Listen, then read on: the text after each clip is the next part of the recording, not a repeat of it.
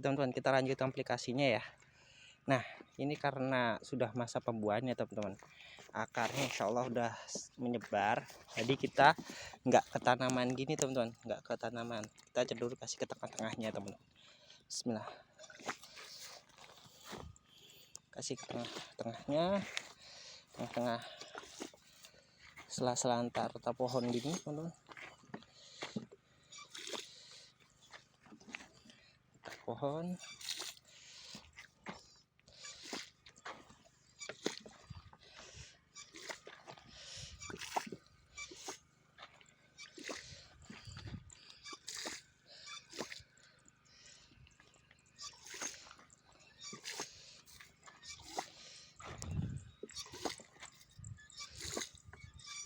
Iya, untuk nanti untuk pengocoran, karena itu udah masa buah ya teman-teman, nanti kita ganti pupuk teman-teman. Kita pakainya mungkin nanti kita pakai KNO3 teman-teman. Untuk pengocoran KNO3 putih kita nanti besok ya, kita lanjutkan buat pengocorannya. Kan seperti jadwal kemarin, kalau yang organik atau pupuk pengocoran POC, terus sinyal-sinyal organik kayak gini sama amino, kita cenderung di pagi hari teman-teman, untuk membantu proses mikrobanya atau proses dari pertumbuhan tanamannya itu teman-teman. Kalau udah bisa kayak gini tuh mantap sekali teman-teman, ya kan, pohonnya mantap kan. Proses dari tanaman itu sendiri tuh, pertumbuhan tanaman itu kan, mikroba itu terkena panas sinar matahari berlebihan kurang baik pertumbuhannya, jadi dia cenderung lebih baik di sore hari kita buat pengocorannya.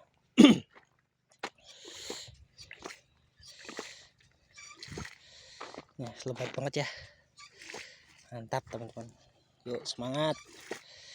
Yang kemarin kan kita lihat tuh tanaman kita kayak apa ya teman-teman. Konsep untuk sukses itu yang benar teman-teman, kita harus semangat, tetap percaya dengan keyakinan kita, terus berkembang, terus belajar. Insya Allah hasil nggak akan membohongi proses teman-teman. Yang penting kerja keras terus belajar, insya Allah itu akan menghasilkan yang lebih teman-teman. Cukup lumayan nih teman-teman, kalau saya bilang sih untuk sekarang nih buahnya lumayan kan. Nah,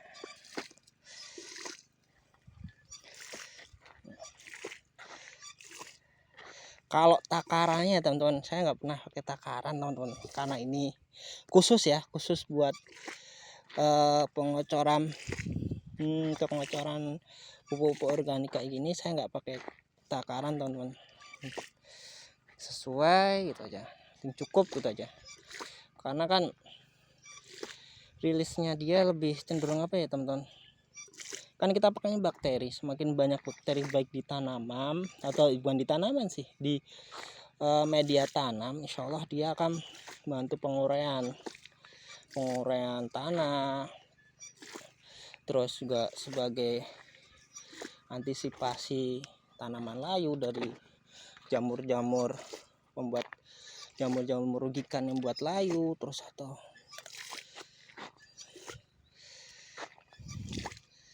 fusarium atau penyakit-penyakit lain itu dari bakteri yang kurang baik. Makanya saya nggak ada patokan harus berapa gitu teman-teman. Main hijaunya teman-teman. Ini kemarin pindahan teman-teman, atau apa ya, tanaman terakhir lah. Karena kemarin ada yang memang kita riset buat ya riset buat yang kuning itu bagusnya dicabut atau enggak ya teman-teman. Nah, ini yang kemarin kita cabut teman-teman untuk risetnya, jadinya kayak gitu ya, bagus ya teman-teman. Nah, ini tandanya memang kemarin tanahnya sudah cukup subur teman-teman, jadinya pas tumbuhnya pun dia cenderung lebih tinggi dan lebih cepat ya kan, bagus kan ya. Gitu sih teman-teman, kalau saya jadi petani cabai, yang terpenting itu pertama media tanamnya teman-teman. Media tanamnya bagus, udah sesuai mau dari tanaman cabenya, insya Allah hasilnya juga tidak akan mengecewakan teman-teman. Jadi konsep pertama sebelum tanam ya, untuk pengalaman saya sih mulai dari itu aja teman-teman. Siapin lahannya dengan baik-baik, dan konsepnya penanaman harus selalu perhatiin tanamannya sebenarnya ini butuh apa dan harus apa yang kita lakukan. Insya Allah bagus sih teman-teman. Kalau masalah pemupukan, aplikasi pupuk, terus penyemprotan itu bisa dipelajari sambil jalan. Yang terpenting persiapan dulu tanamannya, persiapan media tanamnya yang bagus. Insya Allah nanti akan menghasilkan tanaman yang bagus juga teman-teman. Ini salah satu contoh yang kemarin punya kita kuning gitu ya, yang kuning hampir 90% mungkin ya. Alhamdulillah ada yang hijau-hijau semua, ada banyak yang hijau sekarang. Walaupun nggak 100% hijau ya teman-teman.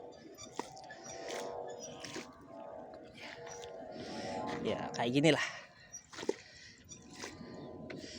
Nanti kita bersyukur kayaknya. Dan untuk ini kan sebentar lagi musim hujan teman-teman. Siap-siap prepare aja sih itu untuk yang musim cabai, agar untuk nyiapin parit-paritnya lebih ditinggiin. Terus siapin juga pupuk-pupuk, bukan pupuk sih, ya apalah semua, entah itu pupuk, entah itu media semprot untuk persiapan musim hujan agar terhindar dari fusarium atau tanaman layu. Kalau saya konsepnya sih sebenarnya asalkan tidak menggunakan nitrogen berlebih, insya Allah dia akan terhindar sih dari tanaman layu teman-teman. Tapi ada yang ekstrim besok saya lakuin di yang itu teman-teman, buat cabai yang mau aku semain lagi tuh, yang semain ke tiga ya teman-teman, yang di video tadi kemarin tersebut. Nah selanjutnya kita mau semain lagi tuh teman-teman ya. Tuh ini kita lanjut cara ini. Nah ini juga pindahan teman-teman, pindahan kecil ya, tapi masih banyak punya buahnya ya teman-teman. Nah, dia nggak dirapel kemarin, sampai tidak dilakukan pemotongan batang, jadi dia terlalu lebih pendek. Ada tomat juga teman-teman. Nah ini yang pindahan kemarin teman-teman. Pupuknya gimana sih cara agar dia daunnya besar-besar, kemarin udah tadi di video sebelumnya sudah sebut. Gunakan pupuknya itu POC yang dicampur micin sama garam, jadi biar daun-daunnya bisa lebar-lebar kayak gini nih, lebar-lebar teman-teman. Nah dan untuk masa perkembangan ini nanti kita akan menggunakan pupuk pabrik untuk mensuplai nutrisi buat pembuahan agar buahnya lebih banyak. Kita nanti akan menggunakan kayak ONO3. Mungkin besok pagi kita lanjut ya teman-teman buat video pengaplikasiannya.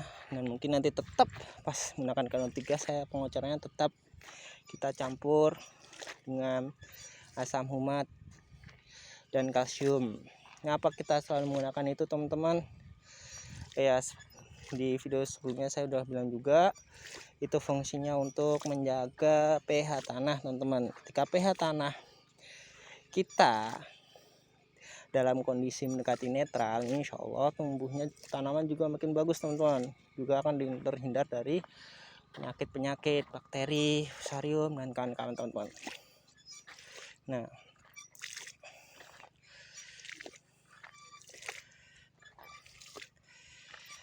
sekaligus kenapa harus pH 7 mendekati netral teman-teman, karena sebanyak apapun pupuk yang kita kasih ke tanaman teman-teman tidak akan terserap, tidak akan termakan sempurna oleh tanaman ketika tanaman itu berada di kondisi asam ataupun berada di kondisi terlalu basah. Jadi wajib teman-teman. Kalau dibilang kita menggunakan pupuk apa ini teman-teman, berapa banyak kita pupuk NPK yang pur pabrikan hanya berapa kilo teman-teman, 1 kilo atau 2 kilo teman-teman ya, 2 kilo. Kita push ke kemarin hanya menggunakan POC asam humat, dan apa namanya, dan garam, micin teman-teman. Itu terus yang kita ulang-ulang pupuk. Pas kita pengocoran itu aja yang kita berulang-ulang terus. Dan makan 1 kilo, hematnya teman-teman 1 kilo, dan itu hanya sekali kocor teman-teman. Dan hasilnya juga nggak kalah kan teman-teman dengan yang puluhan kilo ya, tapi memang di awal kita menggunakan pupuk dasar juga teman-teman yang cukup lumayan. Dasarnya kan itu kan kemarin kita bilang tuh pakai Vertipos, sumber fosfor, terus sama dolomit teman-teman. Itu aja sebenarnya dapatnya. Dolomitnya itu kurang lebih kemarin itu yang dari Petrokimia 1 sak teman-teman, ini segini. Ini kurang lebih ukuran berapa ya, 5 kali 12 kali ya ini tanaman ini, 5 kali 12 teman-teman. Nah kan gitu. Jadi Vertiposnya bukan 1 sak sih, 3/4 sak mungkin ya, karena kemarin masih ada sisa teman-teman. 3/4 sak buat pengocor, buat dasaran kemarin. Nah, untuk pupuk yang paling banyak sih kita tetap menggunakan organik teman-teman untuk menekan biaya tuh. Nah untuk semprot ya itu kemarin hanya gunain demolis saja sih teman-teman, demolis sama kasium itu sudah kemarin tuh pengocoran penyemprotannya. Nah, kita tambah sedikit lagi ya teman-teman untuk pengocorannya.